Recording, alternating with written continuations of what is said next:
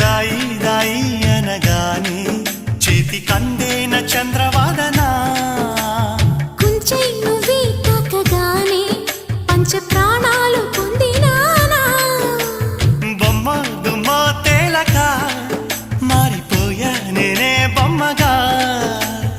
ఏదో చిత్రం చేయగా చేరువయ్యా నేనే చిలిగా రెప్ప మూసిన తప్పుకోనని కంటి పాప ఇంటిలోన ఏరి కోరి చేరుకున్న దీపమా